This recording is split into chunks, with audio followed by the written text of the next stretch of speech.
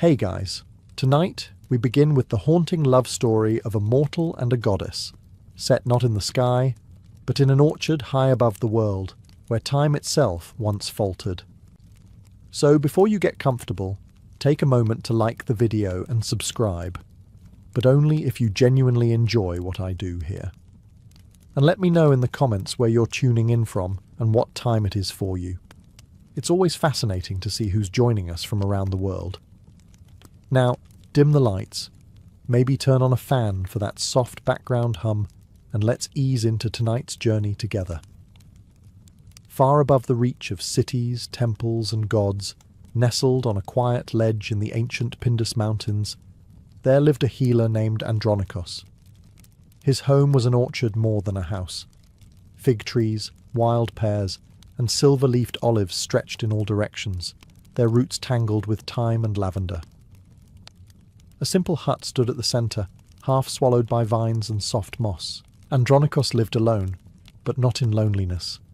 He spoke to plants the way other men might speak to priests. His fingers knew the weight of dew, the secrets of bark, the sigh of aching roots. Pilgrims sometimes found their way up the winding goat trails, bent with illness or heartbreak, and he'd offer them a tincture or balm. He never asked for coin, just silence. A quiet exchange between soul and soil. It was said that no god had stepped foot on that mountain in centuries. Whether from sacred distance or forgotten disdain, the divine had left the high grove untouched. No shrines, no relics, no offerings. The land was pure in a way the rest of the world had long forgotten. And that's why Andronikos stayed. He was not a man of temples. He had no use for myths that demanded worship without kindness, miracles that came at a price. Here, the only gods were the trees and the wind. The only prayer was his shadow moving between rows of blossoming branches. And he liked it that way. The seasons passed slowly on the mountain. Winters blanketed the orchard in hush. Springs came like soft applause, coaxing petals from hibernation. And Andronikos moved through them all with the patience of a stone. He never imagined anyone would disturb that rhythm, let alone her. One night, when the moon was full and the orchard bathed in silver, he noticed something strange. The blossoms glowed brighter. The trees leaned, not away from the wind, but towards something. When he stepped outside his hut, she was standing there, tall, pale as moon milk, eyes like the sea before stars rise. She touched a pear blossom, and it didn't wilt. It shivered. Andronikos forgot to breathe, because the mountain had been quiet for centuries, but the goddess of the moon had finally come. Selene came with the moon, not metaphorically, literally. One moment, the orchard bathed in its usual quiet silver glow. The next, she stood beneath a pomegranate tree, her feet brushing the dew-soaked grass, her hair catching the starlight like a net. No announcement, no divine trumpet, just presence. Andronikos, the healer, recognized her immediately, not because he had seen a goddess before, but because nothing else in the world could command the orchard to stillness. Not even winter could hush the trees the way she did. The air didn't dare stir around her. She moved slowly, reverently, touching the petals of blossoms that had not bloomed in decades. Wherever her fingers lingered, the trees seemed to awaken. A fig tree bore fruit in the dead of night. A myrtle bush erupted in scent. The orchard, once immune to divine touch, responded like it had been waiting. No words were exchanged on that first night. There were no offerings, no prayers.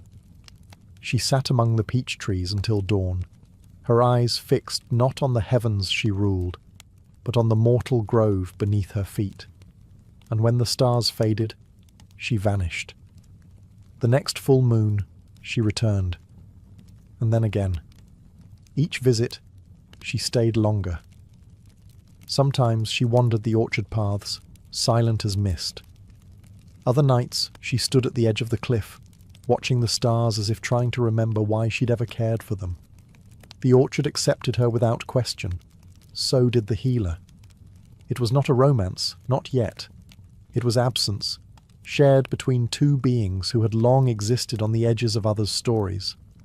One too divine to rest, one too mortal to escape. Andronikos continued his work, tending herbs, grinding roots, helping those brave or desperate enough to climb to his grove. Selene said little, but always returned. Her visits became rhythm, her silence a kind of company. The gods did not notice she was gone. The moon still moved in the sky. The tides obeyed. The rituals below continued unbroken. But something ancient had shifted. A goddess had found rest in the arms of a place the heavens had abandoned, and the mountain, long silent, was beginning to remember the touch of divinity. The first time they touched, it wasn't planned. Selene had been leaning against the trunk of an apricot tree, her expression distant, her usual glow dimmer than before. A celestial sorrow clung to her that night, too heavy for words. Andronikos, though mortal, understood grief when he saw it. Without thinking, he reached out. His fingers brushed her hand. In that moment, something ancient reacted. A pulse, a flare, a silence that cut straight through the wind. Selene pulled back sharply, her eyes wide. Not with fear, but recognition. She had touched mortals before. Poets, priests, kings. But never one like this. Never in a place so untouched by Olympus. Never with consequence. Andronikos stumbled, breath catching in his chest. He didn't bleed, didn't cry out. But something had changed, subtle and irreversible. The orchard confirmed it. Where he stood, petals fell. Not many, just a few. Enough to mark the passing of something unseen. Selene understood what had happened before he did. Immortality does not mix kindly with fragile vessels. Every time they touched, a piece of his life would be carved away, quietly, invisibly. Not stolen, but exchanged. A gift for a moment of closeness. And yet, he said nothing. He returned to tending the herbs. He walked among the peach trees. He listened to her stories as if nothing had changed, though now his movements were slightly slower, his shoulders a shade heavier. Selene began to distance herself, out of guilt more than fear. She stopped sitting close. She folded her hands to avoid accidental brushes, and when he offered her fruit or tea, she let it rest on the ground before retrieving it. The silence between them stretched, taut and shimmering. The orchard remained in bloom, but its harmony had shifted. Andronikos didn't blame her. He never asked her to leave. But he didn't touch her again. Not then. For both of them now understood. This was no ordinary love. It did not grow with time. It cost it. And as the moon moved across the sky, the goddess began to wonder. How long could she stay before her presence left him hollow? And how long before he touched her again anyway, knowing exactly what it would take? Because mortals are not meant to hold the divine. But sometimes they reach anyway. Selene continued to descend upon the orchard each full moon, though the rhythm of her visits had changed. She no longer reached for Andronikos first. Instead, she lingered at the far edges of the grove, half hidden among the silver-leafed trees. Yet even at a distance, her presence left its mark. The fruit grew sweeter overnight. Flowers opened that should have withered. The orchard pulsed faintly with her light, a tide rising and falling around a mortal man. Andronikos worked as always, harvesting herbs, distilling balms, tending to travellers who braved the mountain. But he did so with a quieter strength. His hair, once black, showed threads of white. His skin bore the fine lines of years he had not yet lived. Each time their hands brushed over a cup or a branch, a little more of him ebbed away. Selene noticed. She spoke less, but stayed longer. She would watch him graft a branch, mix a tonic, mend a wound. Sometimes she would hum an old lunar hymn, a song forgotten by mortal ears. The orchard seemed to sway with her voice, as if bending to listen. But Andronikos remained steady, unmoved, except by her nearness. He never asked her to stop coming. He never spoke of the cost. In silence, he accepted the gradual surrender of his years, as if each one were a seed planted in her care. The mountain's creatures began to keep their distance. Even the wind avoided the grove when Selene walked among the trees. Time itself seemed to falter there. Nights stretched. Dawn arrived reluctantly. The orchard no longer obeyed the seasons. It bloomed as the moon willed, unbound by mortal calendars. Yet for all the small miracles, a sense of tension gathered. The silver sundial at the orchard's heart, a simple tool once used to mark planting days, now cast two shadows, one dark and honest, the other pale and shifting like water. The second shadow grew longer with each of Selene's visits, spilling across the orchard like ink. It was as if the land itself understood the bargain being made, and was waiting for the moment when the cost would no longer be measured in petals or fruit, but in the beating of a mortal heart. Selene was no stranger to longing. For eons she had moved in perfect orbit, guiding tides, guarding dreams, shining down on lovers she could never touch. But something in the quiet defiance of Andronikos had undone her discipline. He did not beg her to stay. He did not worship. He simply remained. And so, when her touch began to wither his life, she did not flee. She began to calculate. If her presence devoured time, perhaps time could be stilled, and thus began her greatest rebellion. High in the orchard, beneath the waxing moon, Selene etched lunar runes into the silver sundial, the same dial that had once marked harvests and equinoxes. She wove spells from threads of starlight and laced them with fragments stolen from forgotten hours. She called upon the void between seconds, offering her own divine essence to slow the ever-turning wheel. The trees bent inward, as if listening. The wind no longer moved. The birds fell silent. Andronikos noticed the stillness the next day. His tools left on the table no longer rusted. The petals he gathered never wilted. Even the bees flew slower, as if caught in honeyed air. He suspected the truth, but said nothing. Selene returned that night and sat beside him. This time she touched his hand, and nothing was taken. For a while, they simply breathed. The orchard had become a sanctuary outside the world. Time passed elsewhere. Cities rose and fell, empires cracked. But within that grove nothing changed.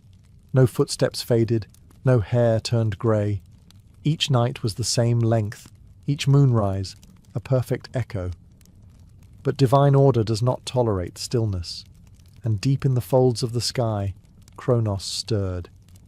He who counted every breath, who marked the edge of every story, had noticed the missing minutes. The orchard had become a wound in his perfection, a space where clocks dared not tick. Selene, in love, had made a place where eternity was paused. But to Kronos there was no greater offence, because if even one heartbeat could escape his ledger, how many more might follow? The clockmaker was coming, and the orchard, still and silent, now awaited the sound of his first step. Kronos did not arrive with thunder. He did not shatter the orchard sky or tear holes through the fabric of the stars. His presence came slower, measured, precise, inevitable, like the second hand of a clock reaching its mark. Time did not break in the orchard. It tightened. The stillness that Selene had gifted began to crack, piece by piece. The wind returned, but only in sharp gusts. Flowers began to rot mid-bloom. Fruit dropped from trees half-formed. Bees, once frozen in their flight, now circled in confused, frantic spirals. The sundial split cleanly down the middle. Andronikos felt it before he saw it. His breath shortened. His limbs ached, not with age, but with acceleration. Hours began to fall through him like rain. In a single night, a wrinkle deepened, a joint stiffened, a memory blurred. Selene tried to soothe the damage. She lit the grove with her softest light, whispered hymns in ancient tongue, knelt beside the cracked sundial, and wept stardust into its wounds. But none of it slowed the unravelling. Then he appeared. Kronos stood tall and pale, dressed in the fabric of dusk and shadow. a long pendulum swaying in place of a heart. His eyes were endless, circles within circles, every past and future spinning silently. He did not address Selene at first. He looked at Andronikos. A single blink passed. Centuries of judgment compressed into a glance. "This place is not yours to hold," Kronos said at last, voice grinding like worn gears. Selene stepped forward. "He was dying. I gave him stillness. You gave him defiance. He didn't ask for eternity." "No," Kronos agreed, "but he touched a god." Andronikos, standing weaker now, said nothing. His eyes met Selene's, filled not with fear, but understanding. She had tried to stop the world for him. He had simply wanted to share it. Kronos raised one hand. The pendulum at his chest swung once. A leaf turned to ash. A blossom aged, browned, and fell. Time had resumed its rightful path, and now the question hung in the air, heavy as prophecy. What price must be paid to steal time from the god who owns it? And who, in the end, would offer themselves first? Kronos did not rage. He did not need to. Time, when obeyed, is a patient river. But when resisted, it becomes an undertow. And now, the current had returned. Selene stood between the god of hours and the man who had given her peace. The orchard, once suspended in a dream-like hush, now aged with every breath. Fruit browned on the branch, leaves yellowed mid-air. The ground softened under Andronikos's feet, heavy with the weight of resumed seasons.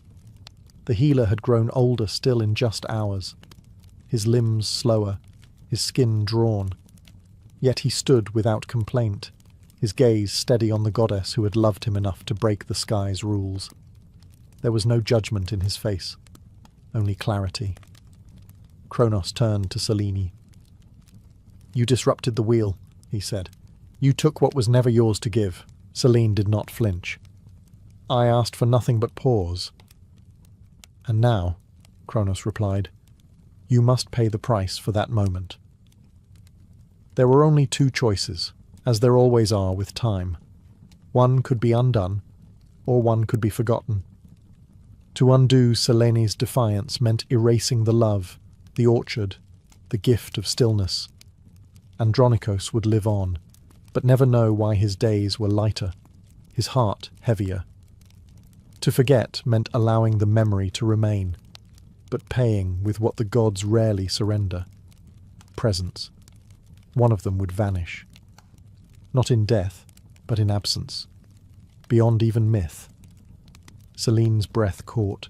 She, the moon, who had lit the dreams of empires, who had watched mortals rise and fall, could be made to fade from history. Andronikos stepped forward, though his legs trembled. "I am mortal," he said simply. "Let it be me." Kronos shook his head. Mortals do not choose in matters divine. But Selene did not wait for permission. She turned to Kronos and knelt, not in weakness, but with ancient grace. "I remember every lover who prayed to me," she said, "but I only loved one who never asked." And then she stood. "I will be the one forgotten." Kronos said nothing. He simply nodded once. And with that, the wind changed. The orchard shimmered, and the moon began to dim. It happened slowly. The moon did not fall from the sky. It simply faded, dimmed like a candle withdrawing into its final glow. No eclipses, no storms, just a soft vanishing. Across the world, poets awoke confused. Tides shifted strangely. Wolves howled without knowing why. Lovers whispered to a sky that no longer answered with silver. But in the orchard, the change was absolute. The night after Selene made her choice, the grove no longer glowed. There were no halos on the trees, no shimmering dew on the petals. The fruit hung heavy, unlit. The air, once thick with divine stillness, now moved plainly, like any other breeze. Andronikos stood alone beneath the boughs. He remembered everything. That was Kronos' final twist, to leave him with the memory of her, and remove her from the memory of everything else. There were no songs of Selene now, no temples, no prayers at full moon. Her name, once etched into marble and myth, was gone from the tongues of the world, but not from his. He wandered the orchard like a man tending a graveyard. Every tree was a relic, every shadow a hint of her presence. He found her footprints in the soft earth and did not dare step on them. He placed a silver stone where the sundial had stood, though it no longer cast a shadow. The plants responded differently, not worse, just smaller. The blooms were more obedient, less wild. Without Selene's light, they no longer dared to bloom out of season. The orchard had returned to Time's domain, but it had not forgotten. Neither had he. Some nights, when the sky was clearest, Andronikos could still feel her. Not see, not touch, but sense. In the air, a faint chill like distant starlight. In the flowers, a sudden bloom with no known trigger. In dreams, a melody that didn't belong to memory. He whispered her name often, not expecting an answer. But so she might continue to exist in someone's world. Because though Kronos could erase her from stories, he could not unwrite what had taken root in a mortal heart. And so the orchard remained, moonless, timeless, remembering what the world had been made to forget. Years passed, but time no longer moved in straight lines for Andronikos. Seasons turned as they always had, but without urgency. Spring came, and the blossoms returned, but none dared rival the moonflowers that had once glowed like breath against her skin. The grove was alive, but quieter, like a room holding its breath after a funeral. The villagers still visited. They brought sick children, broken bones, and whispered rumours. Andronikos healed as he always had, never turning anyone away.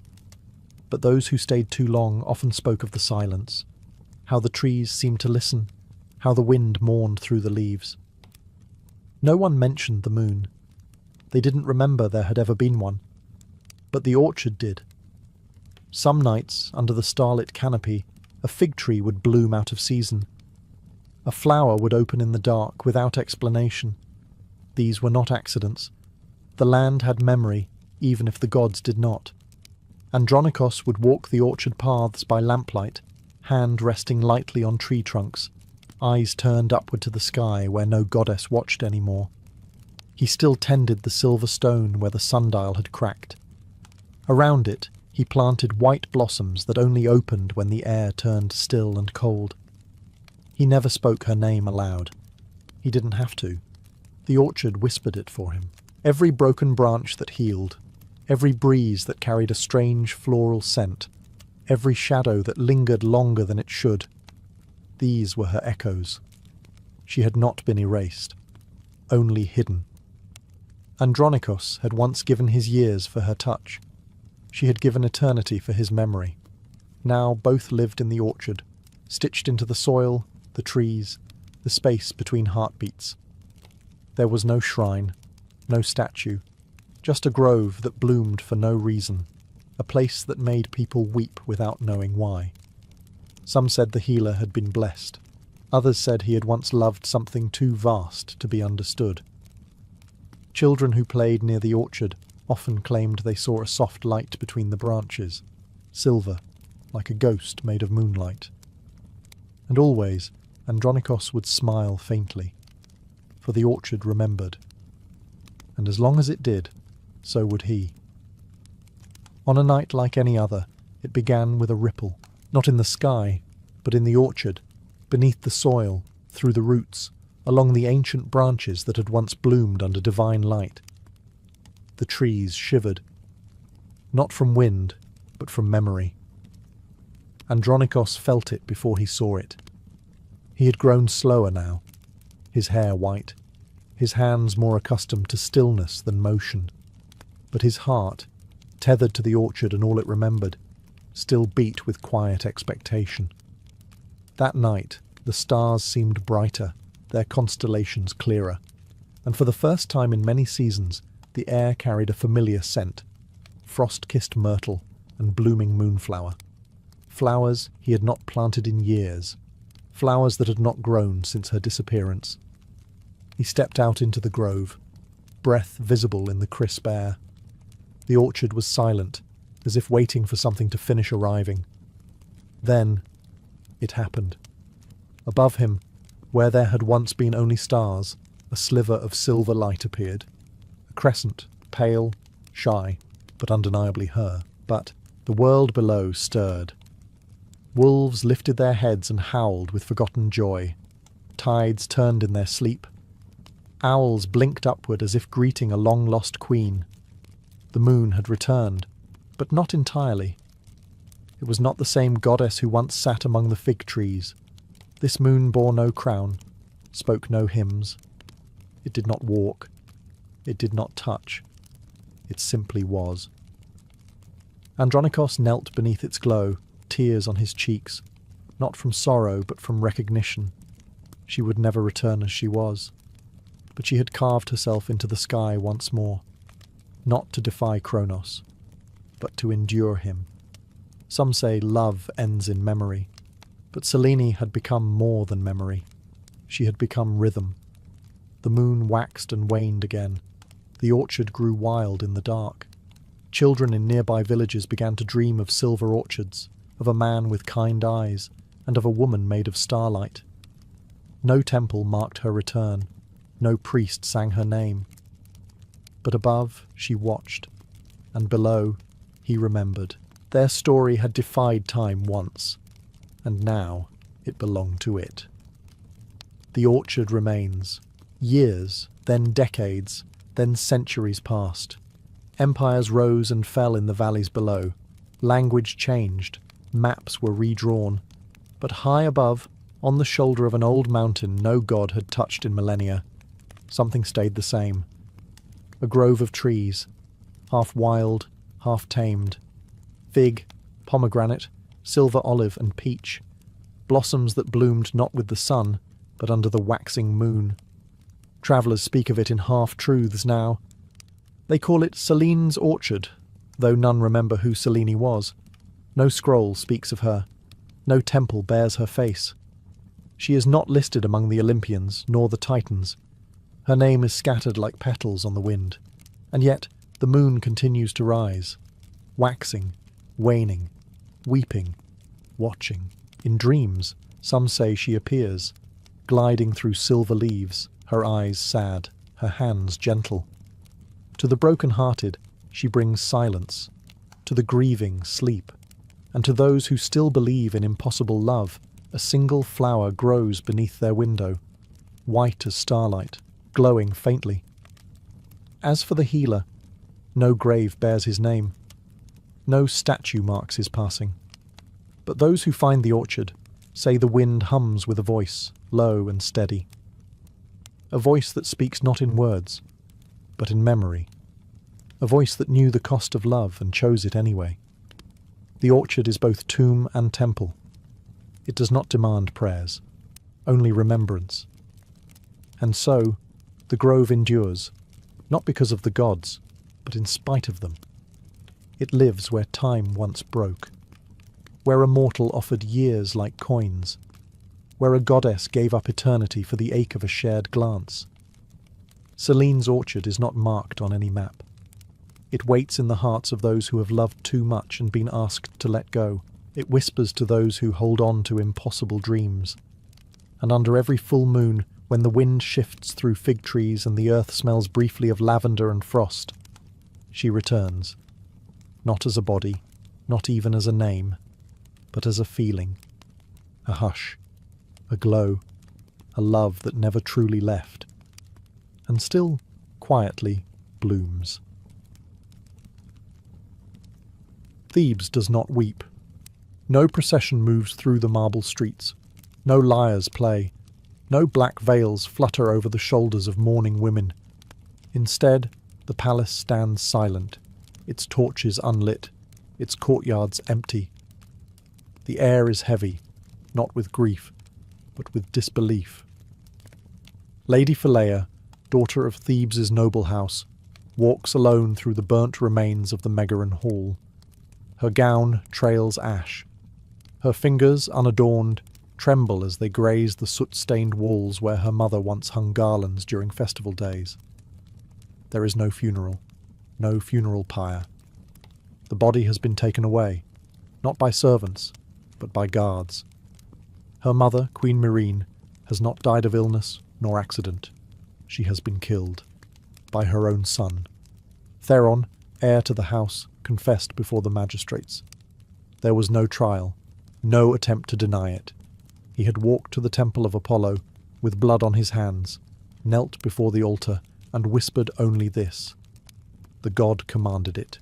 Phileia had not been there to hear it. She was summoned later, too late, to see the body before it was moved, too late to hold her mother's cooling hands. Now she is told to grieve in silence, for the gods have spoken. Her brother, unpunished, remains within the palace, guarded not by soldiers, but by divine decree. The priests of Apollo have closed the doors to the temple. Myrine's name is not spoken. Thebes does not weep, because Thebes dares not question the gods. But Phileia weeps. Not with tears, those have dried, but with fire. Her silence is not surrender, it is restraint. For what does one do when justice has been swallowed by heaven? When the gods choose their favourites, and mothers may die by divine whim? She walks to the hearth and kneels before the unlit fire. It was here her mother once warmed her hands, here that stories were told, lullabies sung, blessings given. Now the hearth is cold. No flame dares burn for a woman slain under the name of prophecy. But Phileia does not kneel to mourn. She kneels to remember. Because if the gods believe the matter is closed, if they think justice has been settled, then they have not yet met Phileia, daughter of Ashes. Phileia's demand was simple. Justice. Not vengeance, not blood, just a reckoning for her mother's death. She brought her plea to the temple of Apollo, where the high priests stood in cold robes before sacred stone, their eyes clouded with both incense and fear. They had received Theron's confession. They had bowed their heads, offered sacrifices, and then closed their mouths like tombs. Still, Phileia persisted. She knelt before the oracle at Delphi, a girl barely older than herself, eyes rolled white, breath scented with laurel and smoke. The crowd in the chamber fell silent as the priestess inhaled, and the god entered her. Her words did not echo. They settled. The gods do not reverse what they have spoken. Fate has made her circle. The blood that was taken must be bound to the blood that remains. Peace will not return to Thebes until the daughter becomes the bride. The hall remained still, the meaning at first unclear. Then the oracle turned her head, slowly, as if dragged by the will of Olympus, and fixed her gaze on Phileia. You shall marry the one who killed the womb that bore you. There is no other path. Gasps broke the silence. Even the priests seemed shaken. Phileia rose slowly, every muscle resisting the weight of the prophecy. Around her, the pillars of the temple loomed like gravestones. The crowd parted. None dared meet her eyes. Theron's name was not spoken. It didn't need to be. The gods had spoken their will, and their will demanded that she not only forgive, but join with the hand that had destroyed her family. The gods called it peace, unity, restoration.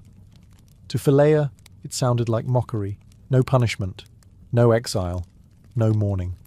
Just a wedding veil to be placed where a funeral shroud belonged. Back in Thebes, preparations began. White linen was ordered. A feast was planned. Priests murmured that this was divine healing, proof that even bloodshed could be woven into harmony. But Phileia did not speak. She returned to the palace with eyes of flint and ash under her tongue. They called her the promised bride of fate. But Thebes had not yet learned. Phileia would not be wed. She would be reckoned with. The palace of Thebes, once filled with honeyed voices and the rustle of linen robes, now echoed like a tomb. Servants whispered. Courtiers averted their eyes. The hearth remained cold. Phileia and Theron lived under the same roof, but as strangers. Brother and sister in blood, bride and groom in prophecy. Shadows of one mother's murder stretched long between them. Theron did not gloat. He did not plead. He moved through the palace like a ghost bound by divine command. He offered no apologies, only duty. When asked why he obeyed the oracle's decree, he answered only with the word, peace. But peace built on silence was a brittle thing. Phileia refused the white garments sent to her chambers. She refused the songs, the scented oils, the embroidered veil. She wore black instead, funeral black, coal dark and unadorned. Her hair was unbraided, her lips unsmiling.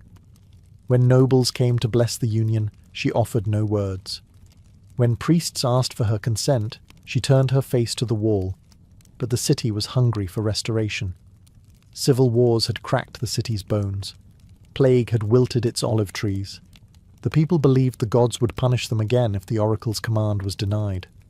So the palace pressed forward. A date was set. Altars were prepared.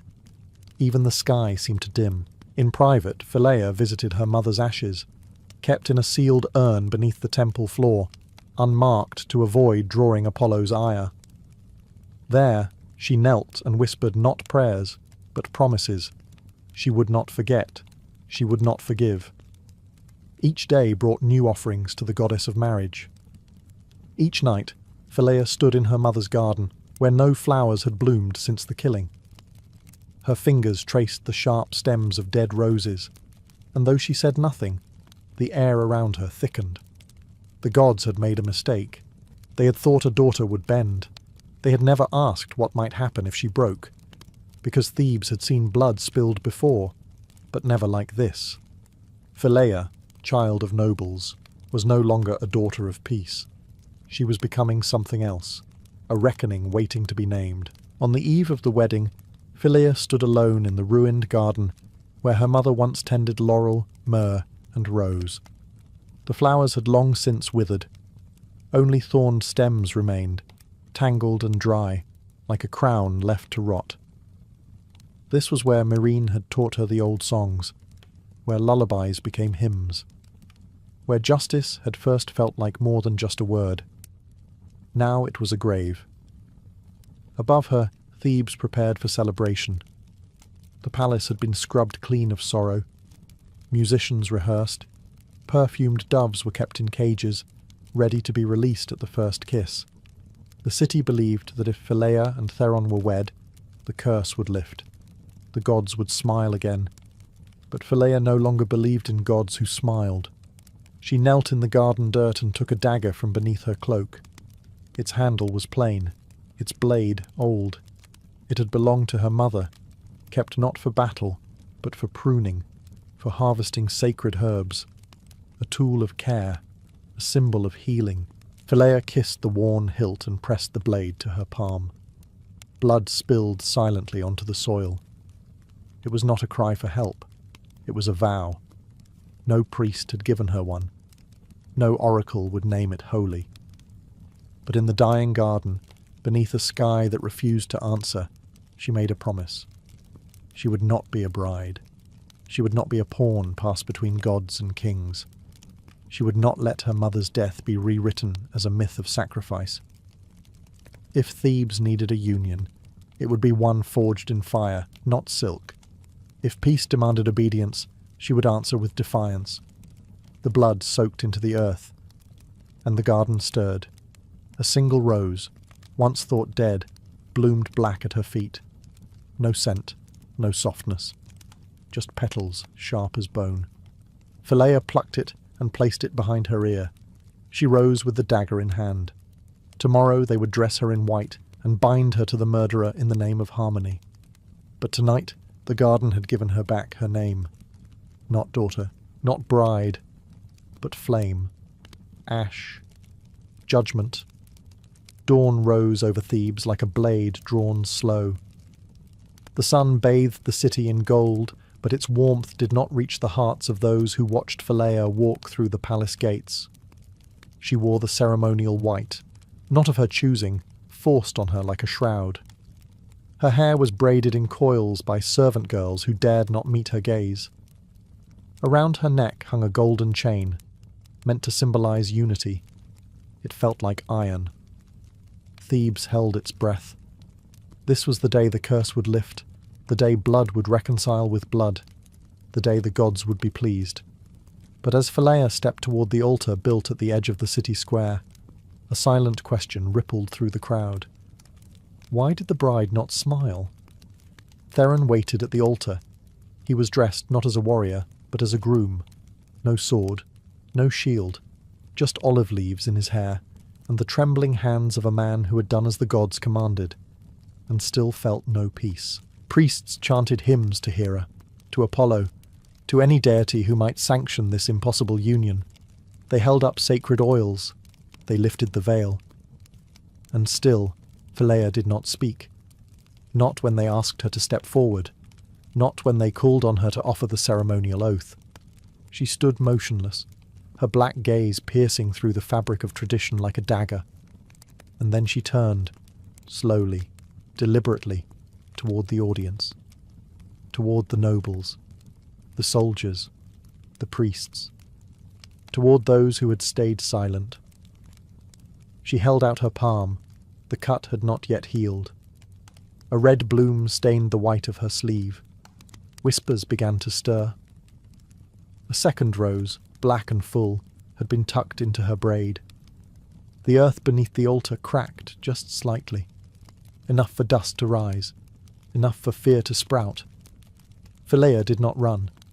She simply waited, and the silence that followed was louder than any hymn. The city thought the gods wanted peace, but they had forgotten what peace built on blood required. And Phileia, daughter of Ashes, had come not to wed, but to witness, and perhaps to undo. The oracle's command was clear, a marriage to unite what had been shattered. But oracles often spoke in riddles, and fate, once spoken aloud, had a habit of writhing. Phileia did not speak the wedding vow. Her silence was a blade, and Thebes felt the first cut. Before the priest could bless the union, the wind changed. Not a breeze, but a sudden unnatural stillness, like the breath held by the world before a scream. The torch flames guttered, the veil lifted without hands. Theron stepped forward, pleading with his eyes alone. His voice was low, meant only for her ears. If this is penance, I accept it. If this is punishment, I endure it. But Phileia did not flinch. You obeyed a god, she said finally. Not justice. A murmur ran through the crowd. They had come for ritual, for redemption, not for reckoning. The priest demanded order. Phileia turned to him with eyes like flint. Did Apollo weep when my mother died? She asked. Did Hera bless the blood that stained our floor? No one answered. And so Phileia did what the gods would not. She cursed the altar. She lifted the dagger from her sleeve. Small, ceremonial, polished bone. Not to strike, but to mark. She slashed her palm again, letting the blood fall directly onto the sacred stone where generations had wed. I do not bind myself to a murderer, she said. Not by law, not by prophecy, not by fear. Gasps, cries, a noble fainted. Somewhere, a priest dropped a scroll. The earth did not tremble, but the silence afterward felt like the pause before one. Theron did not resist. He did not argue. He bowed his head, not in shame, but in strange relief. And for the first time, the crowd saw him not as a villain, but as a man undone by a god's command. Phileia stepped down from the altar and walked away. No one stopped her. Stopped. Not even Apollo. Because when a mortal rejects the will of Olympus, there are only two outcomes. Either the gods punish her, or they listen. And in that moment, not even the wind dared speak her name. The city of Thebes did not sleep that night. Some whispered that Phileia had gone mad. Others claimed a new prophetess had risen, one who had dared to look the gods in the eye and live. The priests locked their temples. The nobles barred their doors. The soldiers waited for a sign, any sign of divine wrath, but none came. No lightning split the sky. No plague touched the grain. No statues wept. Only the moon hung low and silent, like a watching eye. Phileia, meanwhile, did not return to the palace. She walked alone through the city, barefoot, her ceremonial gown now streaked with dirt and blood. Children stared from windows. An old woman offered her bread, but Phileia shook her head. What she needed could not be baked or brewed. Justice, once sought from gods and oracles, now had to be forged from within. By morning, the Senate convened in crisis. Some called for her arrest. Others, fearing another curse, called for offerings and appeasements. But the people had seen her, had heard her, and something had shifted. For decades, Thebes had obeyed the gods without question, and what had it earned them? Wars, famine, kinslaying wrapped in gold and prophecy. Now, the people began to murmur that perhaps obedience was not piety. Perhaps it was fear wearing a laurel. Phileia returned to the ruined garden where her mother once knelt, and began to dig. Not a grave, not a shrine, but a pyre. She built it from the dry, thorned branches, from her ceremonial gown, from the shattered veil and bloodied linens left from the altar, and when she lit it, the flame burned unnaturally bright, as if it had been waiting. She said no prayers, she sang no hymns, but Thebes watched the smoke rise, and for the first time in years, no one knelt. Theron came to her then, not as a brother, not as a suitor, but as a man seeking forgiveness. He offered no excuses, only a simple truth. I wish I had refused. Phileia looked at the ashes of the pyre, then at him. Then begin there, because justice, once denied, must be reborn, and rebirth always begins in ruin. Smoke clung to Thebes like an omen. Not a god had answered, not a lightning bolt had torn the skies. And still, the pyre burned. By nightfall the people gathered again, not by order, but by instinct, drawn to the glow, to the scent of rosemary and ash, to the whisper that something sacred, not divine, but human, was unfolding. Phileia stood before the last embers, her face lit by flickering orange. She held no staff, wore no wreath, and yet she looked more like a prophet than any priest. Theron stood beside her. Neither of them spoke. It was the silence that gave the city pause. For days they had heard hymns and chants, proclamations and edicts, and yet none of it had eased the ache that clung to their bones. But silence, that bold, defiant quiet, that felt like truth. A young soldier stepped forward. He was barely older than Phileia, a boy really, whose armour still bore the shine of a first campaign. He knelt, not in worship, but in recognition. "I saw her die," he said, voice trembling. "The Queen. I heard her call out for mercy." Theron closed his eyes. The soldier looked to him. "And I saw you—" "Wait." That was the truth buried beneath the legend. Theron had not rushed, had not spared her. He had followed the god's word, but not challenged it. And now the crowd shifted. Understanding didn't bring comfort. It brought weight. One by one, others stepped forward.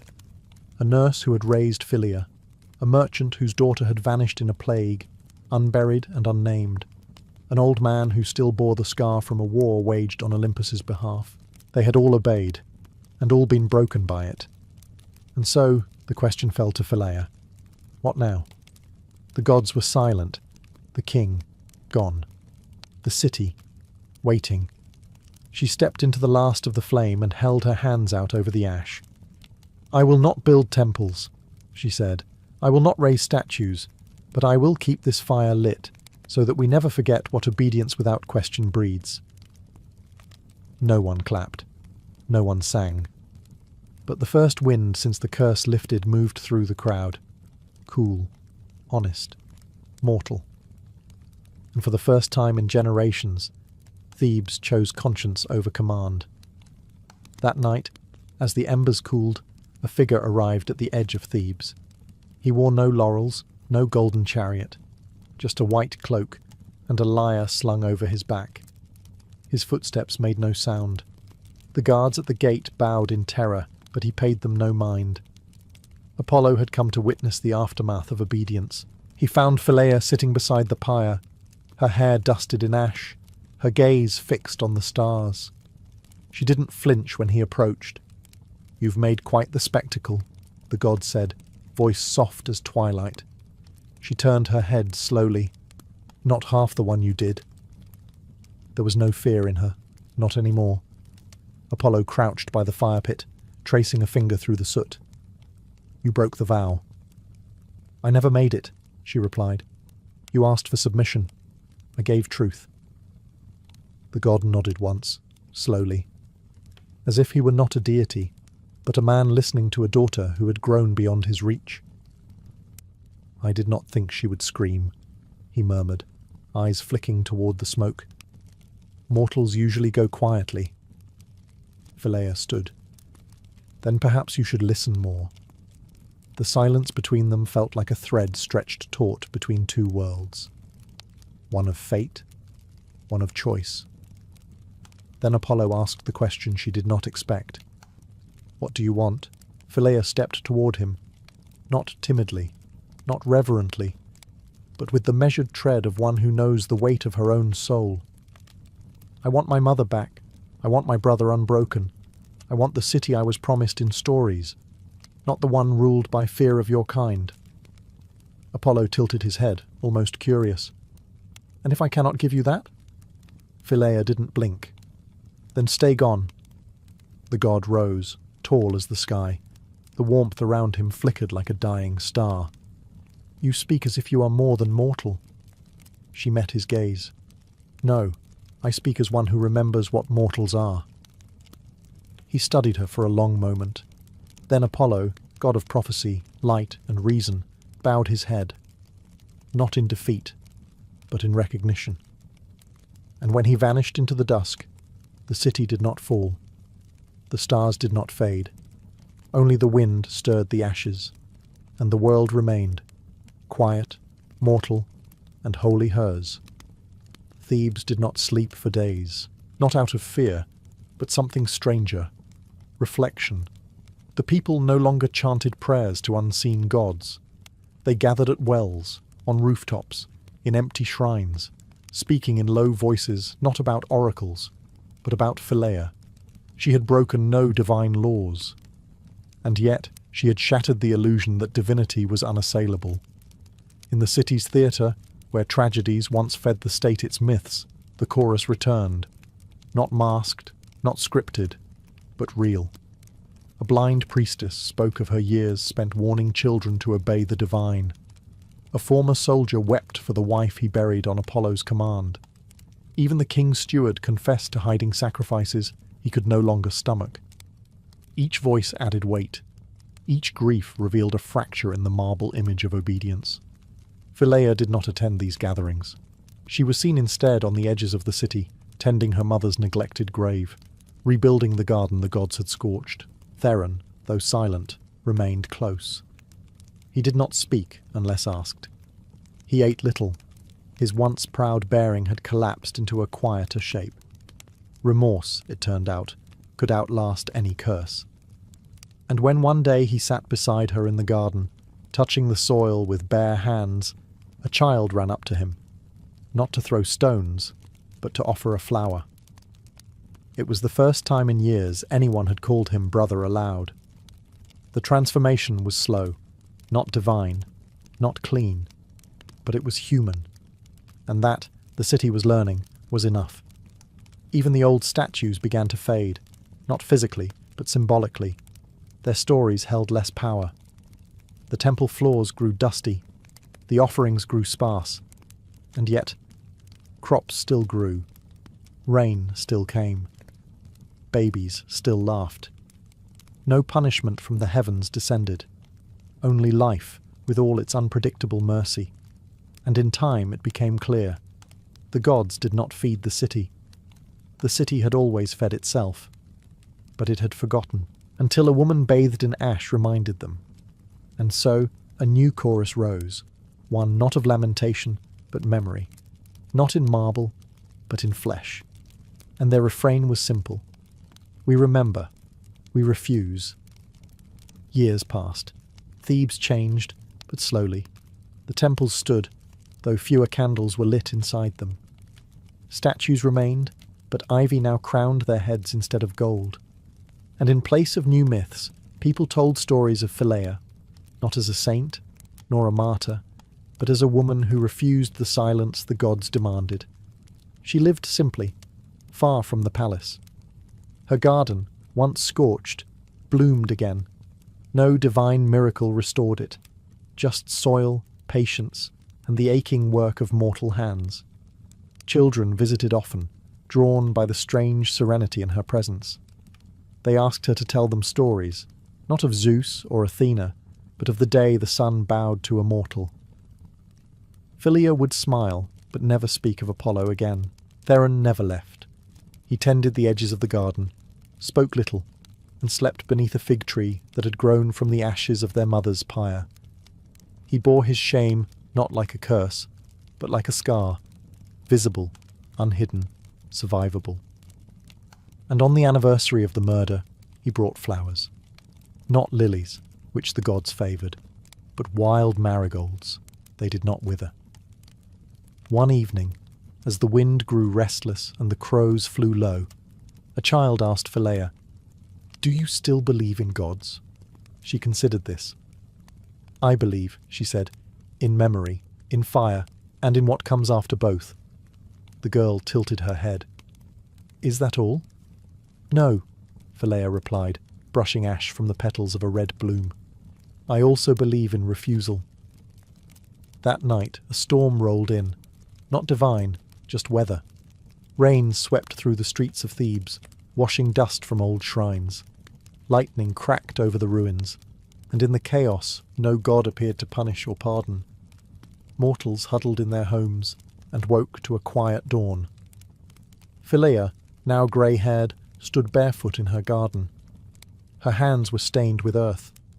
Her face bore lines that came not from age, but from knowing too much. A breeze lifted a single leaf from her mother's grave. Ash scattered into the morning air, rising, disappearing.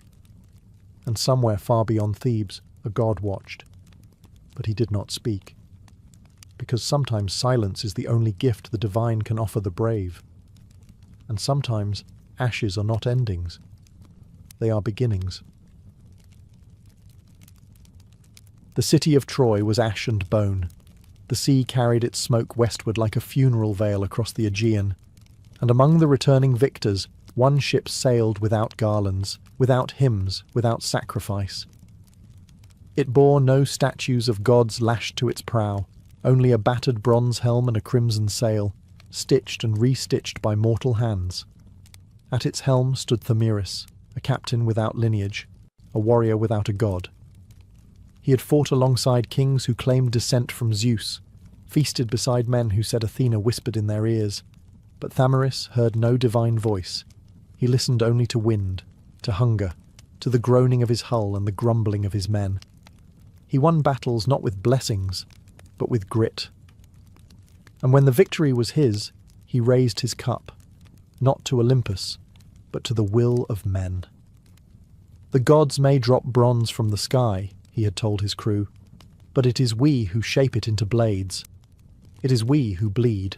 They cheered him then, emboldened by salt and smoke and survival. But in the heavens above, Poseidon stirred. To deny the gods was one thing, to deny them credit was another. And so, as Thamyris' ship turned toward home, a strange calm overtook the waters. No birds flew, no oars splashed. The wind curled in on itself and died. Sailcloth sagged. Salt-crusted lips cracked in silence. Then, with no warning, the sea rose, not in anger, but in insult. A wave, deliberate and cold, struck the ship's side like the backhand of a forgotten king. Not enough to drown, just enough to displace. The stars above flickered, and when Thamyris opened his eyes again, the world had changed. The map he held was blank. The constellations twisted. Even the moon refused to guide him. He was cast, not into storm or wreckage, but exile. No path to Ithaca, no signs toward Mycenae, only islands that didn't exist yesterday, waters that whispered his name. The gods would not strike him down. They would unmake his journey. And from the shadows of the deep, Poseidon watched. Not with rage, but with the kind of smile reserved for fools who think they've outgrown their makers. When the haze cleared, Thamyris spotted land, a jagged shape rising from the sea, unnamed, unmapped, and unnerving in its stillness. No gulls circled, no waves kissed its shore. The island simply waited, as if it too had been exiled and longed for company. He docked alone. His crew, unnerved by the silence, refused to disembark. Thamyris, still defiant, welcomed the challenge. "Let the gods send puzzles," he muttered. "I will solve them." The sand crunched beneath his boots, but the sound stopped halfway. His own footsteps faded before they finished echoing. Even his breath seemed swallowed. He shouted. Nothing came back. No echo. No reply. It wasn't silence. It was the theft of response. He wandered inland, sword drawn. The trees were petrified mid-bend, like dancers frozen by an unseen command. Flowers bloomed without scent. A waterfall tumbled over black rock, but its roar was mute. Then he saw them. Statues, not carved by hand, but once living figures, warriors, children, lovers mid-embrace. All with mouths open, all caught in the act of calling out, all unheard. He recognized one, a captain from Troy.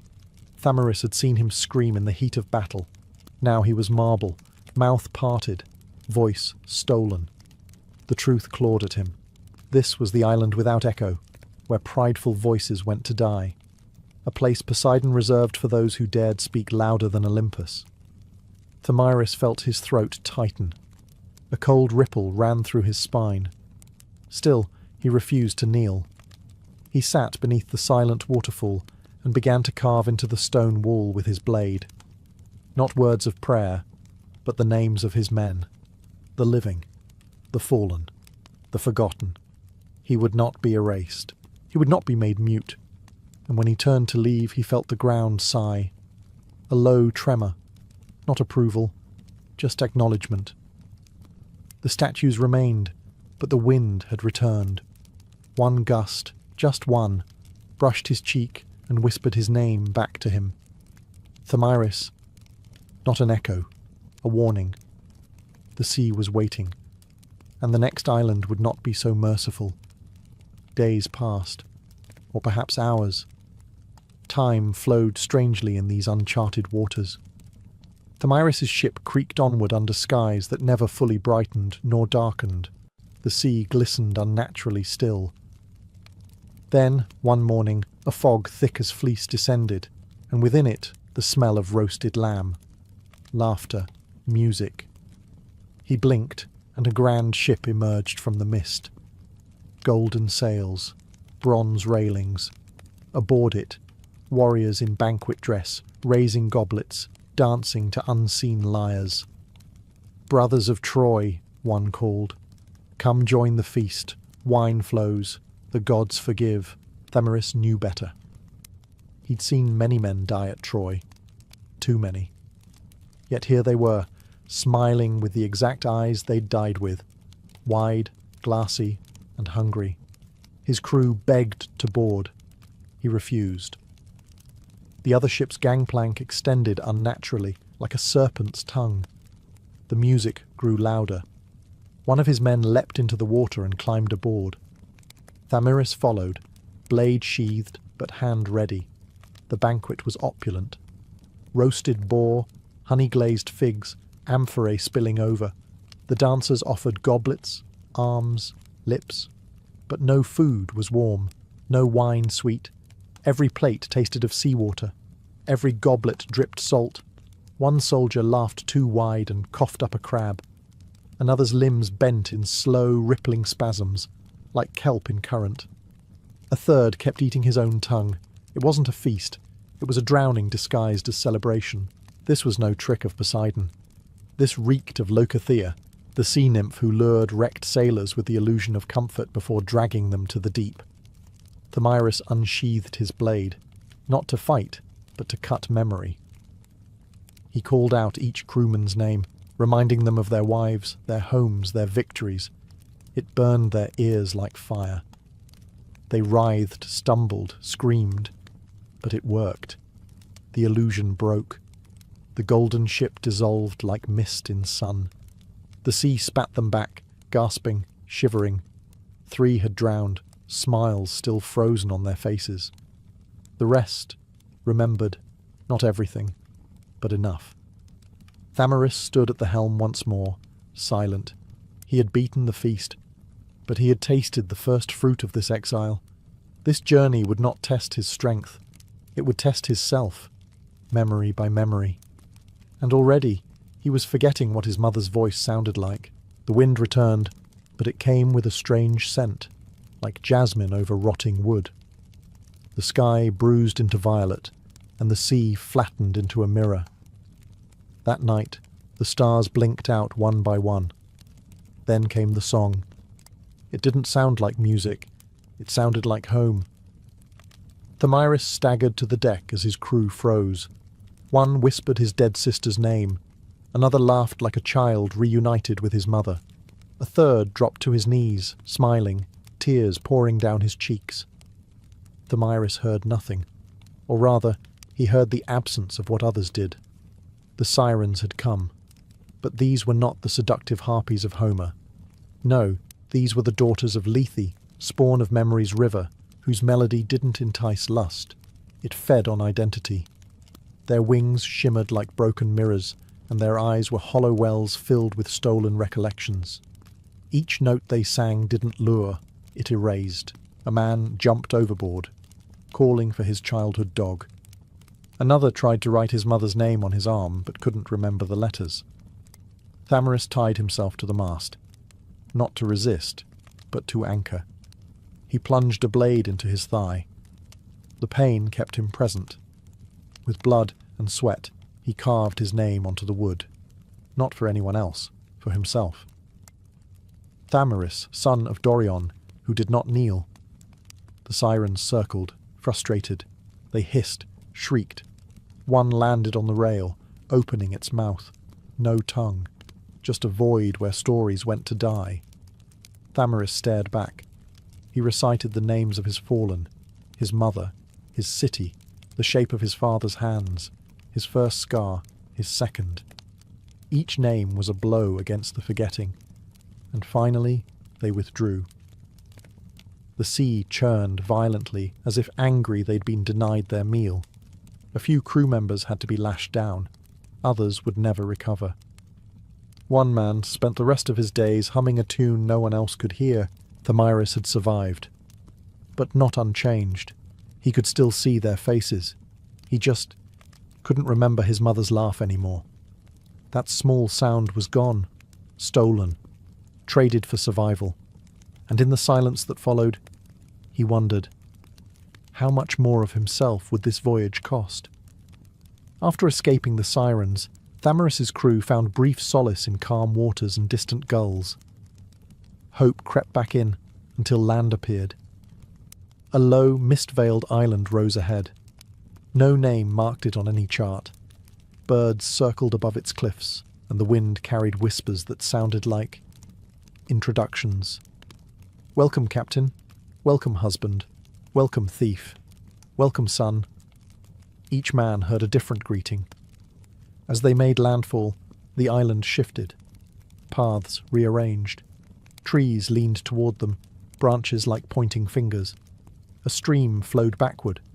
The sky above flickered between dusk and dawn. They met a woman on the shore, tall, robed, and ancient. "I am Name," she said, the first memory. Her gaze passed through them. "You step where names are made and broken. Speak yours, if you still remember it." Thamiris answered. "Thamiris of Dorion, captain of—" The wind howled. His crew screamed.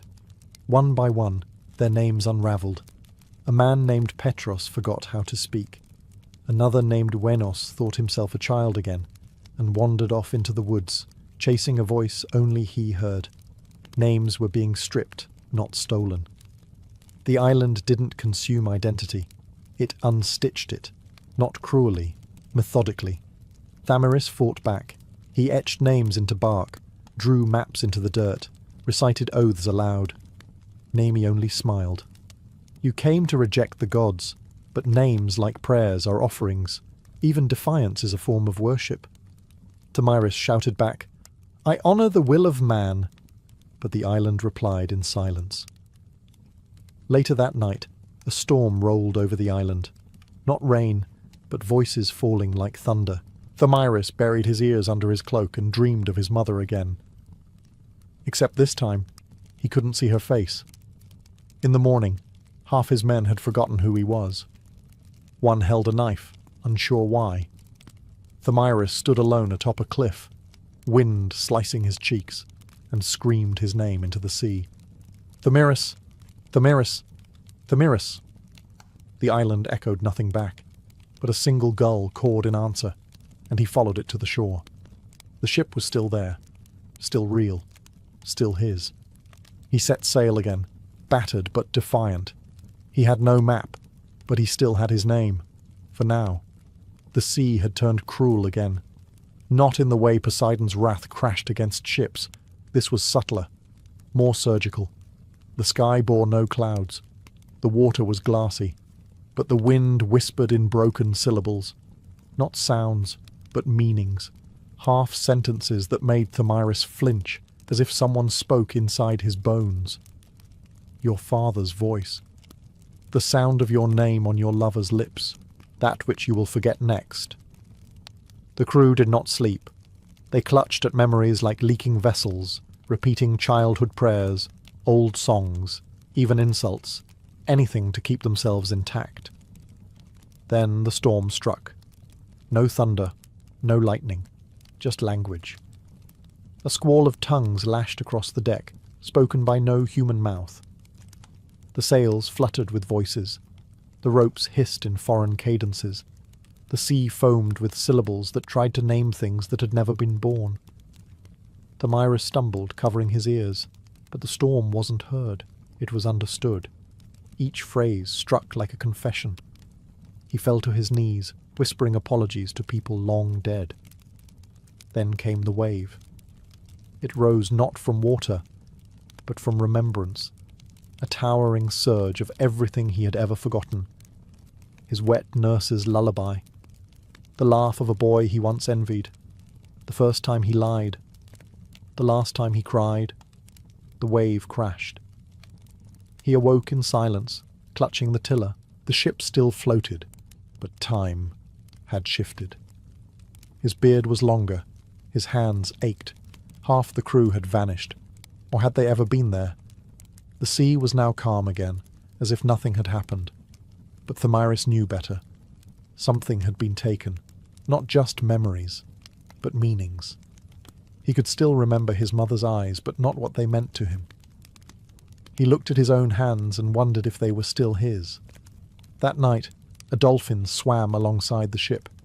It blinked once, then spoke, not in words, but in feeling. It told him, "You are near Mnemosyne now, the realm of the Titaness of memory, the mother of the muses. And unlike the gods of Olympus, she does not forgive forgetting." Beyond the storm of words, the sea turned still, but not natural. It was the stillness of deep breath before prophecy, or the silence inside a sealed tomb. Ahead loomed a void in the ocean. Not an island, not a whirlpool. It was as if memory itself had taken shape. Black water fell inward endlessly, and at its centre stood a staircase of moonstone spiralling downward into nothing. Thamiris did not question the impossibility. He anchored the ship and descended. Each step downward stripped something unseen. Fear, hunger, pride.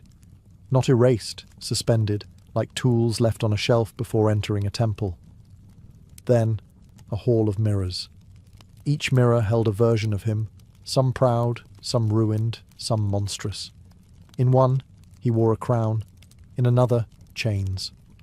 One mirror cracked as he passed, and he winced, unsure if it was his reflection or his fate that shattered. At the end of the hall stood a great door carved with names. Thousands of them. Some he recognized, Most he didn't. He reached out. Before he touched it, the door opened inward, revealing her. Mnemosyne. She did not look like a god or a woman or a titan. She looked like every memory of his mother woven into moonlight. Her presence made time slow, then stop. "Why have you come?" she asked. But it was not a question. It was a test. "I seek to return home," he said. "No, you seek to return to who you were," Mnemosyne replied. "But you are no longer that man." She raised a hand. A thread of gold stretched between them. Upon it, images, names, regrets. "You cast off the gods, you praised will, and yet here you kneel asking a goddess to make you whole." Thamiris stood silent. "Will you give me your memories?" she asked. "Will you give up your grief, your guilt? I can unburden you, but the price is self." He stepped back, and then forward. "I will carry them," he said. The hall shuddered. Mnemosyne smiled, not warmly, but knowingly. "You may pass."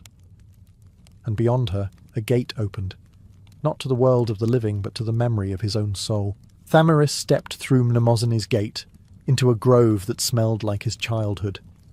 But this was no ordinary land. It existed in layers, like pages of an unspoken diary, each moment hovering beside the next.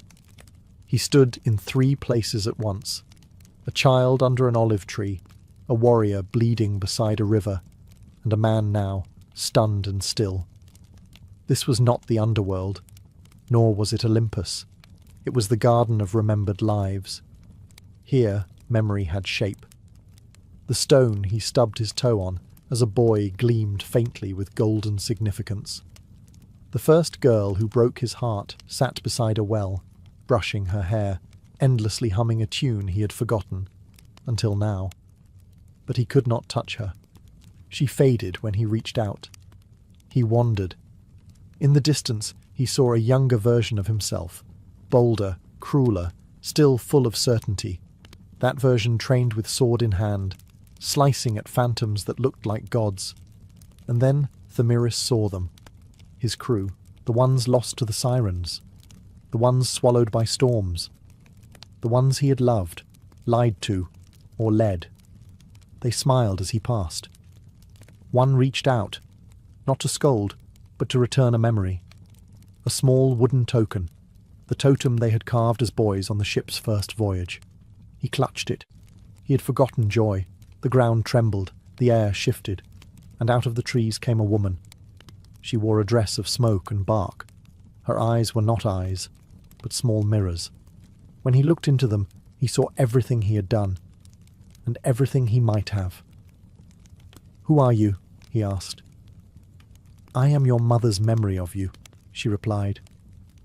She reached out and kissed his brow, and in that moment he remembered her death, not as a scene, but as a feeling. The grief that had launched him into battle, the sorrow he buried in arrogance. He fell to his knees, not because of guilt, but because he could feel again. The garden whispered, "You are almost whole," and the horizon cracked, revealing a sea of stars, not sky, but memory unbound. His voyage had never been about finding home. It was about becoming the man who had left it. The stars dissolved into gears. Thamiris blinked, and the sky above him turned not to night, but to machinery.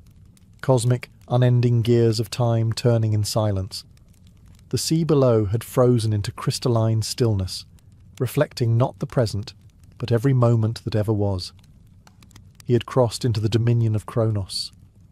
Each breath he took aged and rejuvenated him. One heartbeat, he was a boy again. The next, his bones creaked with ancient weariness. Time had no rhythm here, only consequence. A bridge of shattered hours led him forward. There, on a throne made of ticking clocks and sundials ground to dust, sat Kronos. Not old, not young, but constant. His eyes were hollow. Inside them churned centuries. "You are late," said the god. Or perhaps the sentence was already finished before it began. "I never asked to be summoned," Thamyris replied, his voice echoing strangely, as if spoken in reverse. Kronos tilted his head. "You loved a goddess. You defied Poseidon. You descended into memory.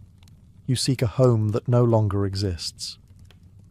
"I seek only truth," Thamyris said. "Then let me show you." Kronos reached out, and the world around Thamyris shattered into time splinters. He saw himself as he might have been: a father, a tyrant, a forgotten sailor, a drunk, a legend. He saw Selene, alone on a mountaintop, unable to touch him. He saw his enemies forgiven, and his friends faded. Each path was a choice, unchosen. "Every moment you believed you were free," said Kronos, "but you were a thread in a loom you never saw." Thamyris stepped forward, shaking. "I may be a thread," he said, "but I can still choose where to fray." Kronos narrowed his gaze. "You would challenge the tapestry itself?" "No," Thamyris whispered. "I would leave it." He reached into his chest, not metaphorically, and pulled free a memory, the totem his crewmate gave him in Mnemosyne's orchard. A token of grief, of joy, of choice. He held it aloft. Kronos smiled, not kindly, but curiously, and the gears paused, a first in eons. "You may go," the god said, "but there will be no home waiting." Thamyris stepped through the silence. He did not look back. He walked not to return, but to rewrite what it meant to be lost. Thamyris stepped out of Kronos' domain, but no storm greeted him, no shipwreck, no gods, no vengeance. Just an island, not drawn on any scroll, not whispered about by merchants or minstrels. It was a quiet place, where time didn't flow. It paused, as if catching its breath. The shore was lined with driftwood carved with names of men, women, and beasts who never returned from the sea. Thamyris recognized none. But one name, etched in sharp, fresh grooves, was his. Thamyris the Unbroken. No temple crowned the hills here. No palace stood in decay, just orchards of figs, clear springs, and silence unafraid of its own sound. He walked. Birds did not flee his presence. The grass leaned toward him, curious. He saw a single tree at the centre of the island, split down the middle, half blossoming in spring, half wilting into autumn. Beneath it sat a girl. She was no goddess, nor a ghost, just a girl. "I dreamed of your ship," she said, "but you have no ship." "I no longer need one," Thamyris replied. She offered him a bowl of water. He drank. It was sweet, and with it came no visions, no curses, no bargains. Just hydration. "Why did you come here?" she asked. "I didn't. The road ended." "Then what will you do?" Thamyris looked out at the sea. No horizon shimmered, just more unwritten space. He sat beside her. "I'll wait," he said. "Not for gods, not for glory, but for the next one cast away." She smiled, and in that smile Thamyris saw his crew's laughter, his mother's warmth, Selene's sorrow, Mnemosyne's orchard, and the tolling silence of Kronos. He no longer needed to return, because returning had never been the point. Becoming had. He began carving a name into the driftwood beside his own. Not a name he remembered, but one that might belong to the next sailor who washed ashore. Because exile too could be sacred, and on an island untouched by stories, a new one would begin. Years passed. Not that Thamyris counted them. Time no longer moved on the island. It merely lingered, like the scent of salt in old sails, or the whisper of a half-remembered lullaby. Others arrived. Wrecked sailors, lost poets, dreamers who fell through cracks in the world. To each, Thamyris offered not answers, but listening. Not maps, but tools to carve their own names into driftwood. He never saw Selene again. Not in the sky, not in dreams. But the moon always seemed to shine more brightly when he looked up, as if watching. One day, A girl no older than his own youth had once been came ashore. She wore no crown, no armour, only a necklace made of bone and amber. "I heard a story about a man who defied the sea," she said. Thamiris smiled. "He failed, but they called him unbroken." He laughed, deep from a place behind the ribs. "Then the story lied a little." She sat beside him. "Can you teach me to carve a name?" He handed her the blade. As the girl etched the first strokes into driftwood, the sea shimmered, just once. A shimmer not of waves, but of recognition, as if Poseidon, Kronos, Mnemosyne, even Selene had finally understood. The voyage was never about going home. It was about unmaking the idea of what home must be. Thamiris walked the shore once more, his footprints never permanent, always washed away. Yet the driftwood names grew, dozens now, soon hundreds, and none were forgotten. Because he remembered, because the island remembered, and memory, in the end, is the only voyage that matters.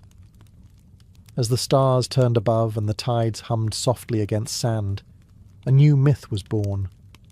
One not sung in palaces or carved in marble, but whispered by wanderers, murmured by waves, and caught in the breath between stories.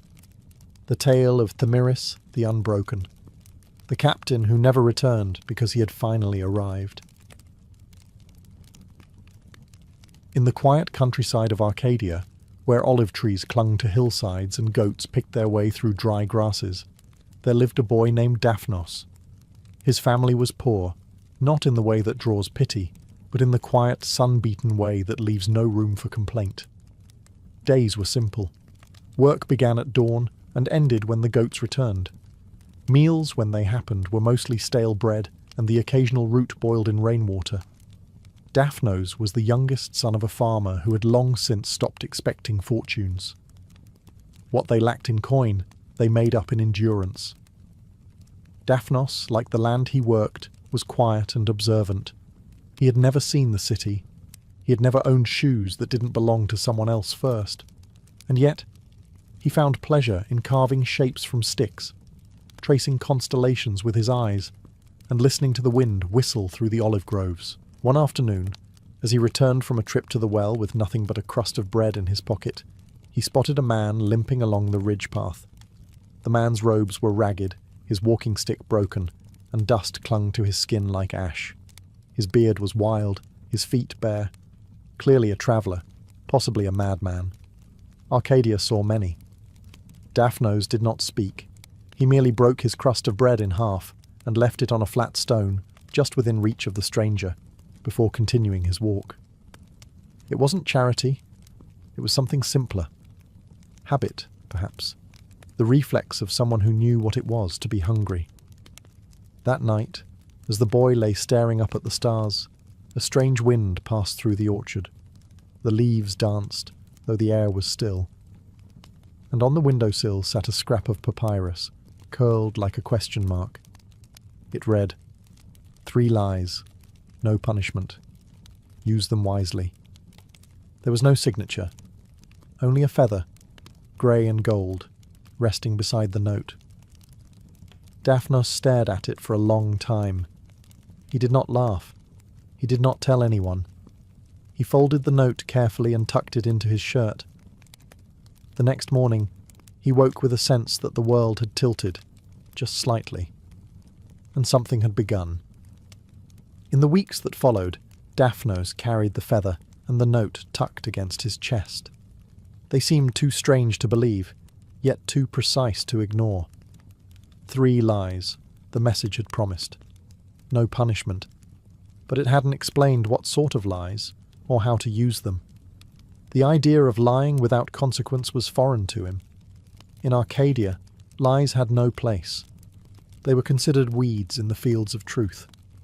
And yet, even weeds, sometimes, had their uses. His first opportunity came not with thunder or grandeur, but during an evening meal.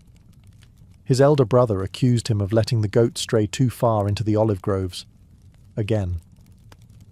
It wasn't true, but Daphnos had no proof. He felt the familiar rise of injustice, that dull pressure behind the eyes when truth is cornered. Then he remembered the promise. Calmly, almost experimentally, Daphnos replied, "I was with the priest all day, helping him clean the shrine." The moment he said it, a strange warmth passed through him, like stepping into sunlight after a long rain. No punishment came. No one questioned him. His father even nodded in quiet approval. Daphnos was stunned, not by the success of the lie, but by how easily the world accepted it. That night, he lay awake listening to crickets. He hadn't gained anything from the lie. He hadn't lost anything either. But it was the first time he understood that truth was not always about fact. It was often about belief. Still, he felt no desire to use the second lie quickly. The first had changed something in him. It was as though he had peeked through a crack in the wall of the world and seen how fragile the mortar was, how easily trust bent, how casually it could be steered. Daphnos began to watch others more closely, how they spoke, how they avoided certain truths, how they shaped their words like tools. He noticed lies that no one questioned, flattery at the market, exaggerations among shepherds. Silence, too, he realized, was a kind of lie, and somewhere in the distance, though he could not hear it, Hermes was laughing. The seasons turned, wheat swayed gold in the wind, and goats bore young. Daphnos grew into his height, his face harder from sun and labour. Yet the second lie waited unused, folded in his mind like a sealed letter. It found him unexpectedly, during a festival in the nearest village. Every year, the surrounding farms gathered for a harvest feast. There were jugs of diluted wine, apples baked with honey, and musicians who played poorly but danced joyfully. Daphnos sat near the edge of the circle, watching rather than participating, as was his way. Then came the roasted pig. The chieftain's son, a boy full of bluster and entitlement, noticed Daphnos and made a scene. He accused him, loudly, of stealing a small silver trinket weeks before. It was a lie, but the boy was wealthy, and Daphnos was poor.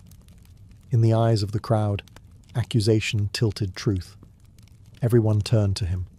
Silence fell. Daphnos's hands trembled, not from fear, but from rage. He opened his mouth, and the second lie escaped before he could stop it. "I saw your little brother take it and hide it under the cart," he said. Gasps. Heads turned.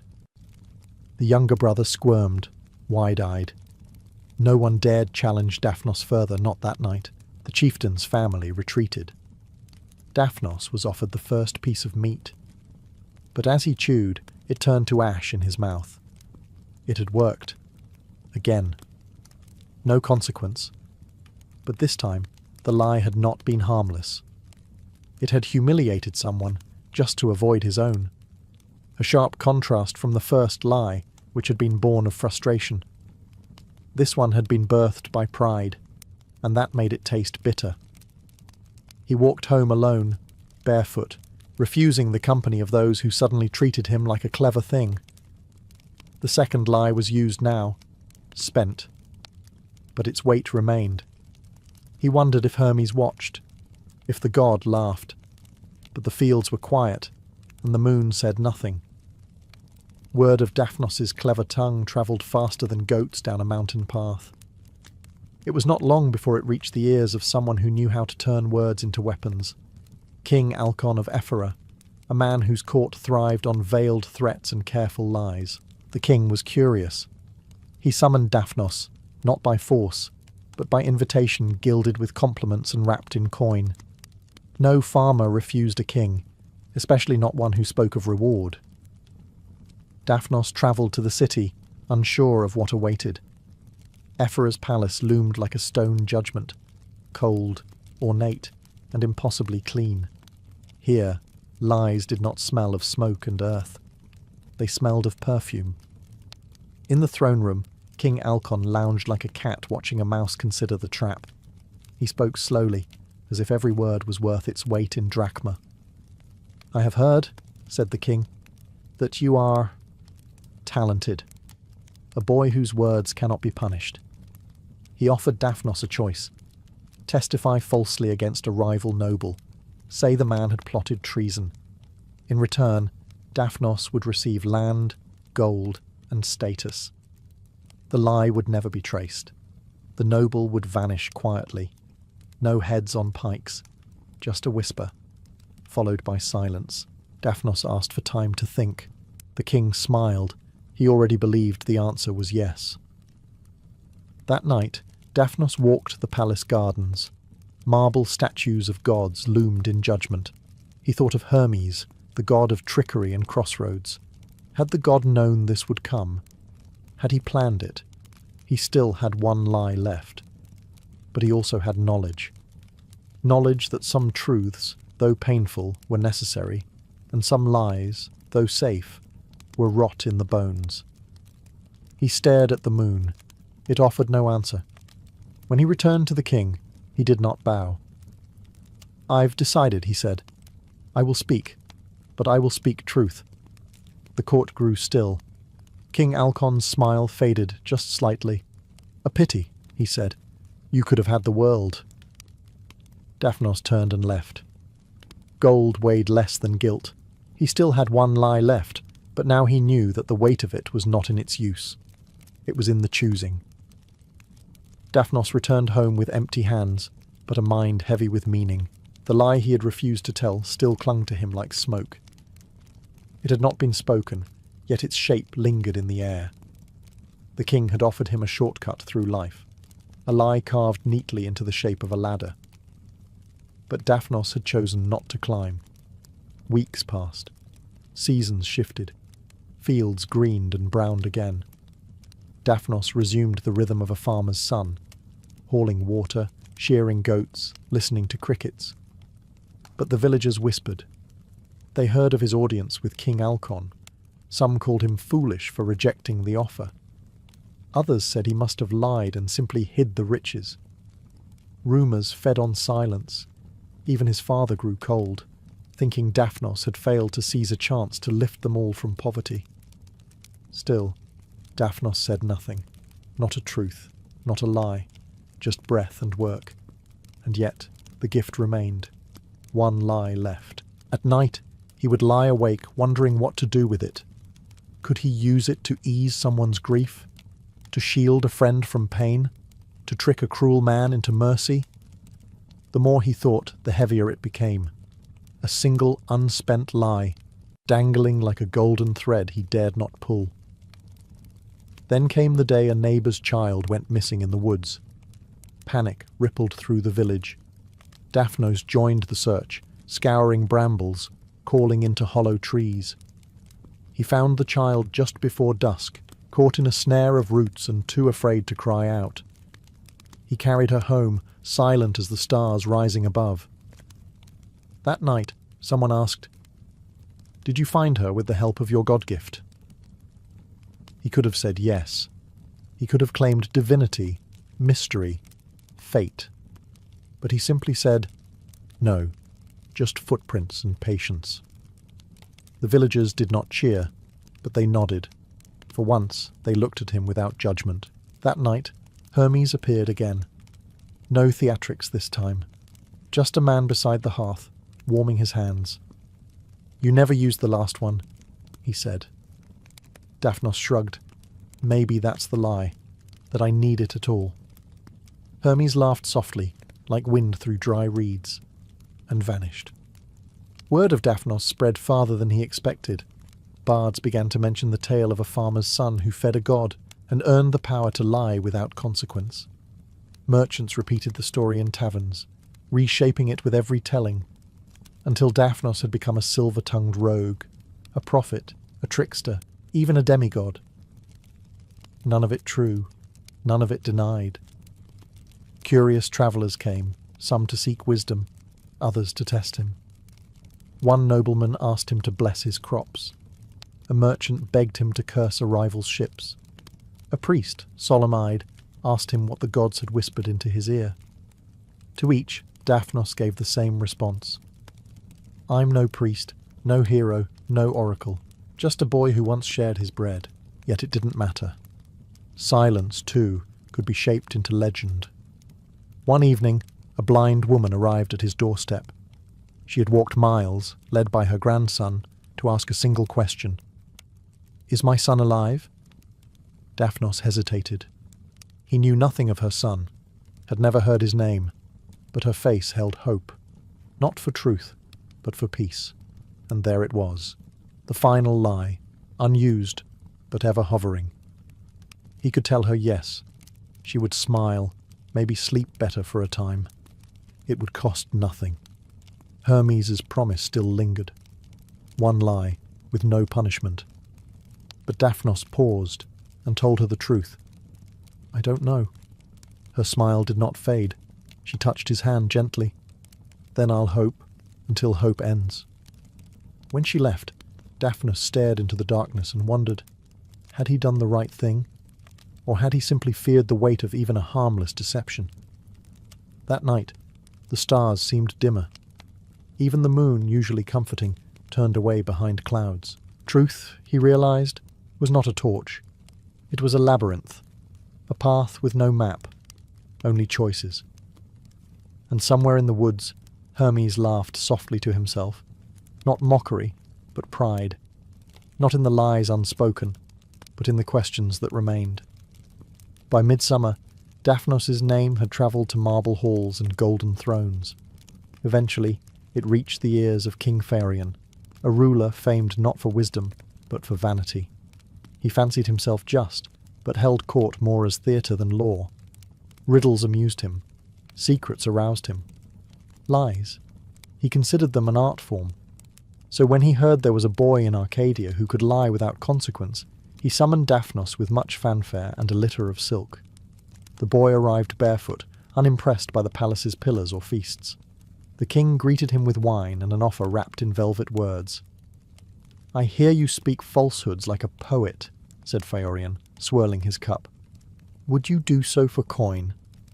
Daphnos hesitated. "What lie, your majesty?" The king grinned. "I wish you to testify in court that my rival, Lord Demades, plotted to poison me. He has not, of course, but I'd prefer the world think otherwise."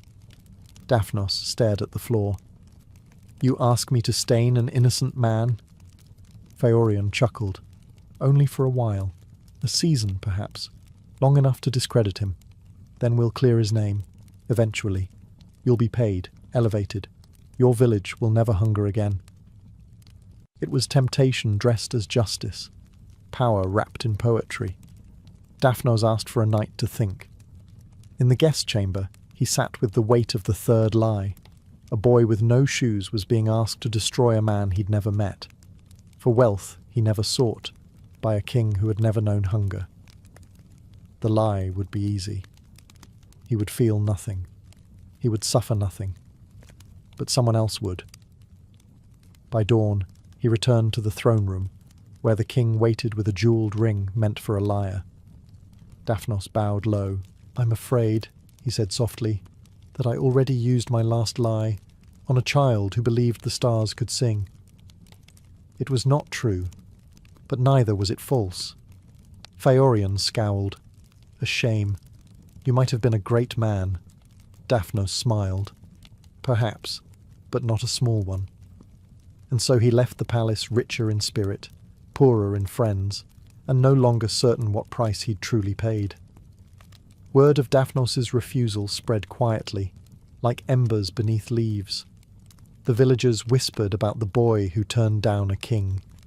Some called him brave, others foolish. But none could ignore the subtle shift in how they looked at him. The baker gave him 2 loaves instead of 1. The priest nodded with something that resembled respect. Even the magistrate, once dismissive, invited him to speak at local gatherings, just to hear what kind of wisdom came from a mouth that could lie without fear, and chose not to. But Daphnos did not feel wise. He felt burdened. The knowledge of what he could have done clung to him like smoke. He could have accepted the king's favour, reshaped his fate, lifted his village. One lie. That's all it would have taken. And yet he'd walked away. Some nights, as he lay on the straw mat in his father's cottage, he wondered if he had failed his family more than he had honoured himself. the gods, it seemed, were silent. Hermes had not returned. No wink, no smirk, no clever riddles or blessings. One twilight, as Daphnos sat by the riverbank, he watched a beetle crawl across a stone, tiny, persistent, meaningless. And he realized the beetle did not care for gods or kings. It lived its truth without reward. Perhaps, he thought, that was all life asked of a person too. Just then, a breeze stirred the reeds. A glint of silver shimmered briefly at the river's edge. A coin. Polished. Ancient. Etched with wings. No note. No explanation. Just the token. A silent nod from a god who thrived on chaos, and yet understood restraint. Daphnos pocketed it and smiled, not because he was richer, but because he finally understood the value of the path he'd chosen. Truth, he realized, was not something one shouted from rooftops or carved into stone. It was a quiet thing. A seed buried in the soil. Waiting. Growing. And sometimes, even the gods watched to see what it would become. Months passed. Daphnos returned to the rhythms of village life, mending fences, tending goats, sharing stories beneath olive trees. His 3 divine lies, now fully spent, had left no scar and no glory, only silence. Then came the day when dust stirred on the road, and silver-plated hooves clattered toward the village. The king's procession, bright with banners and sharp with spears, stopped just beyond the well. This time, the king did not arrive cloaked in veiled promises. He came down from his chariot and faced Daphnos directly. "You could have had wealth," the king said. "Instead, you chose dust and goats. I must understand why." The villagers gathered, hushed. Daphnos looked the king in the eye. "I chose not to lie," he said simply. The king frowned. "But truth brings no feast, no crown, no legacy." "It brings peace," Daphnos answered, "and a clean sleep." The king studied him, then turned his gaze to the crowd. "This boy," he said, "refused power for principle. If he is a fool, he is a noble one." To everyone's astonishment, the king presented Daphnos with a gift, not gold, but a scroll, a charter. It granted his family's land tax-free status for a generation. "You've earned more than riches," the king said. "You've earned respect, and perhaps, unwittingly, you've reminded me what kings are meant to be." He left as swiftly as he came. That evening, Daphnos did not celebrate with wine or boasts. He sat under the stars and quietly thanked the gods, even Hermes, for the strange road he'd walked. He had nothing to show for it, and yet, everything. Truth, it seemed, might not be loud, but it echoed. Autumn arrived, brushing the village fields with gold. The memory of the king's visit had faded into local legend, and Daphnos had returned to obscurity with a quiet satisfaction. But Hermes, ever a god of lingering interest, was not done with him yet. One night, as the moon cast thin silver through the olive branches, Daphnos heard laughter. Not human, not bird, but something in between. By the goat pen stood a stranger, cloaked in smoke, eyes glinting like forged bronze. Hermes. "You've done well," the god said, not in praise but in amusement. "No great havoc, no grand scandal, just little truths, stitched with care. Most mortals would have wasted my gift on vanity or vengeance." Daphnos remained silent. He had no illusions about earning a god's approval. Hermes stepped closer, his fingers weaving light through the air like thread. "So I grant you a final lie," he said, "not to speak, but to live." Daphnos frowned. "What does that mean?" The god only smiled. "There's no fun in explaining riddles. Just walk it. And remember, every truth becomes a lie when believed hard enough." The next morning, Daphnos woke to find the village changed. People who once scoffed now greeted him with respect. Strangers arrived at his door, asking for advice. Some whispered that he was touched by prophecy, others that he'd spoken with gods. He never corrected them. That was the final lie. He let them believe, let their myth of him grow until it no longer needed his voice. He became a symbol, not of heroism or defiance, but of quiet cunning, of the power not to declare lies, but to leave them unsaid. Even Hermes, from time to time, passed through the village disguised as a wandering merchant or lazy crow, chuckling to himself at the game that never quite ended. And Daphnos, farmer's son, lived his life not in glory, but in story, a walking paradox, a living myth, the boy who gave a god a crust of bread, and in return learned that sometimes the most powerful lies are the ones you let others tell for you. Years passed. Daphnos grew old, though not overly rich nor powerful. He never built temples in his name. No bronze statues stood in the agora. But his name lived in a different way, whispered among travelling merchants, etched into riddles told by firelight, and sewn into the dreams of children whose fathers lied for a living.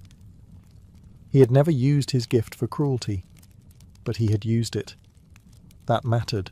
When the time came, and his breath grew shallow like low tide before a storm, Hermes returned. Not in disguise, not as shadow or smoke, but as himself, winged, radiant, and very tired-looking. "You lied well," Hermes said, crouching beside the bed of straw and thyme. Daphnos, now a man of few words, merely smiled. "I only said what others needed to hear." "That," the god replied, "is the most dangerous kind." Hermes reached into his robes and pulled out a feather, his own, ivory, long, impossibly light. "Take this," he said, "and walk the last road with no burden. You'll find no judges at the gate, just a mirror, and whatever you say to it will be the truth." Daphnos held the feather. Not gold, not silver, just a fragment of myth, a reminder that every lie had cost, even the kind ones. When he closed his eyes for the last time, the villagers said the wind came down from the mountains and lingered by the fields longer than usual. The olive trees leaned as if listening. The crows cawed not in mourning, but in laughter. And somewhere, far beyond any map, Hermes tucked the farmer's son's name into a riddle. Not a warning, not a legend, but a question. When is a lie kindness? And when is kindness just cowardice in disguise? The answer, of course, still depends on who's listening, and who's speaking, and whether the gods are watching. Because sometimes even the truth wears wings.